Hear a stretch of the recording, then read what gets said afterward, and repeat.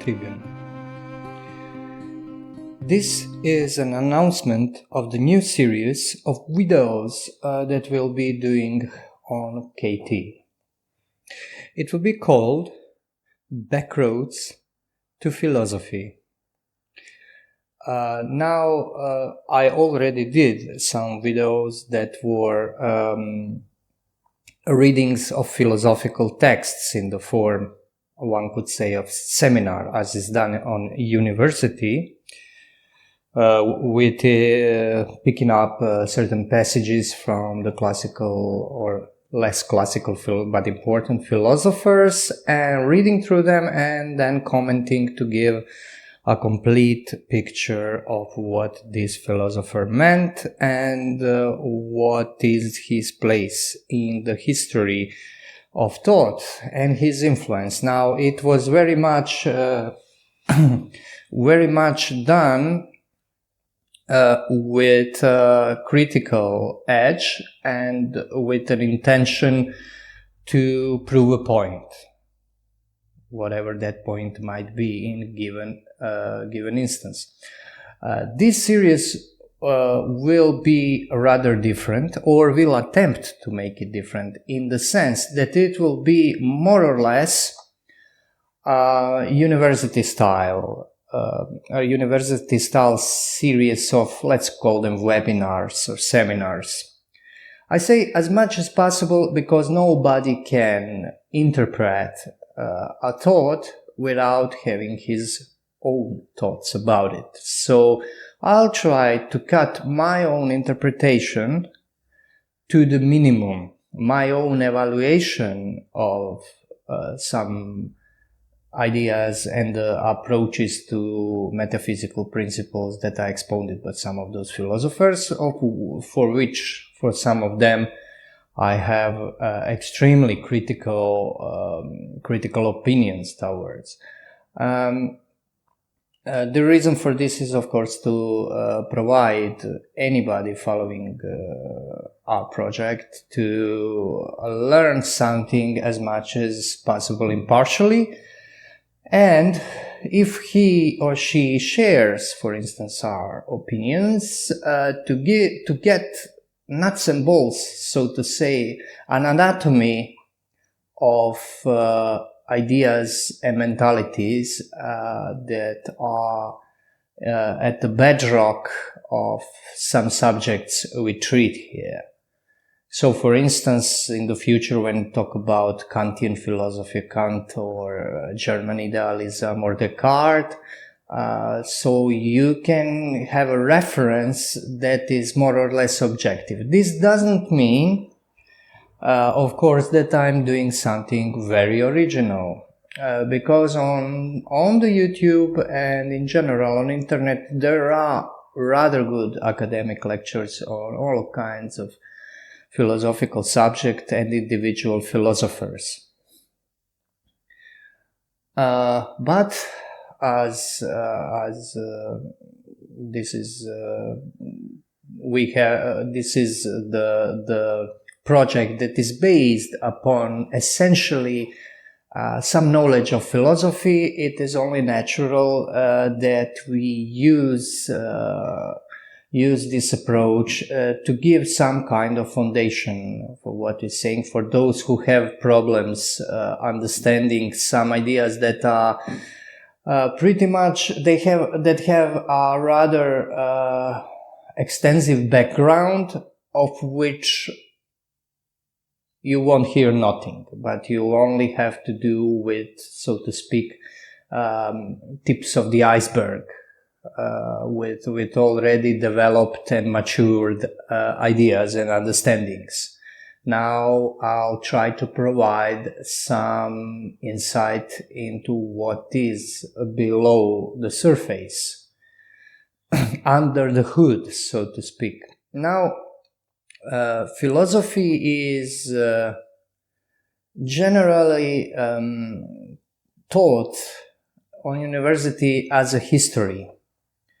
And this approach has a historical beginning itself. It is, I would say, a German approach. approach that gained traction in the age of German idealism, especially with Hegel, who considered history of philosophy to be indispensable to philosophy in general, that it is in the wake of modernity, that it is impossible to understand, study, or practice philosophy in any other way without expounding on understanding the history of philosophy. It was not always like that, of course.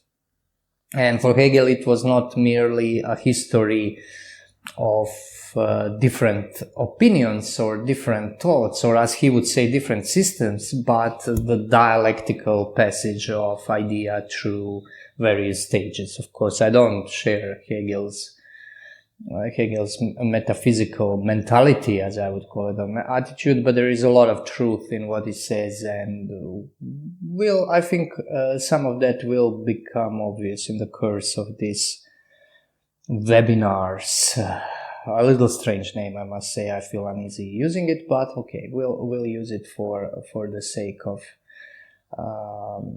of clearer understanding of what we are doing here. Now, backroads to philosophy will start with expounding of Immanuel Kant's Kritik der Reinen Vernunft, or Critique of Pure Reason, as is often or always translated in English, whereas in fact it means critique of pure mind, because mind and reason are not the same in Kant.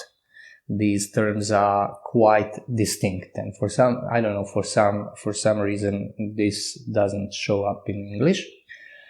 And this introductory podcast is partly necessary because I will try not to go into putting Kant's ideas in context.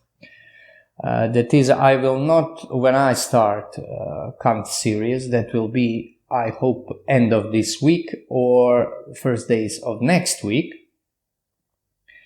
I will try to stick to Kant's text and attempt, of course, to play dumb, to not expound anything that these ideas produced as by their influence or were preceded with, because that way we can keep the discussion condensed, focused on the text. Some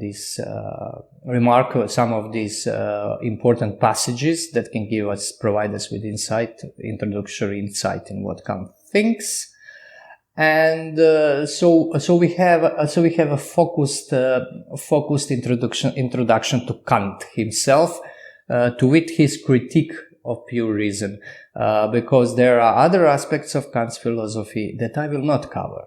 This will be very restricted to one thing.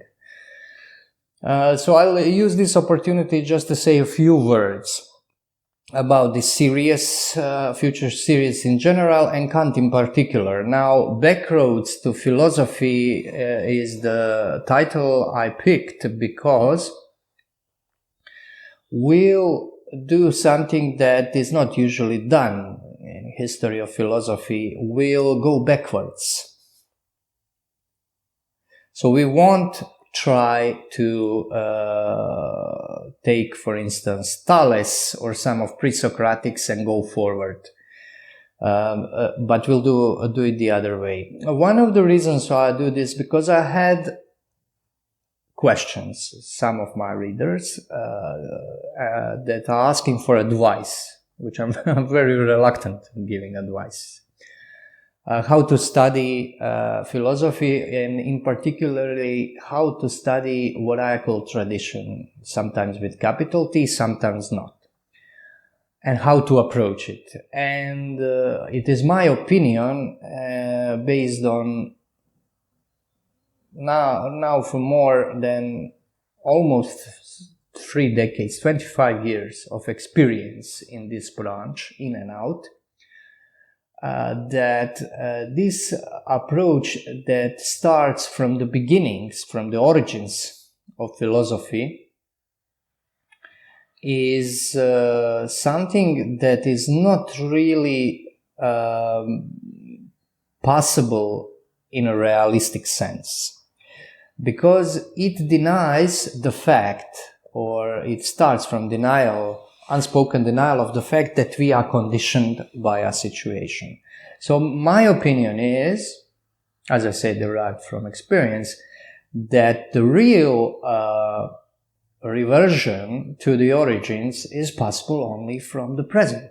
That is to say, to put it in terms of history of philosophy, to start from some point that is very highly advanced modern point. It is very important to understand about Kant is that he was to the core a metaphysician. He is considered the destroyer of metaphysics by some, but that was not his intention, as we shall see.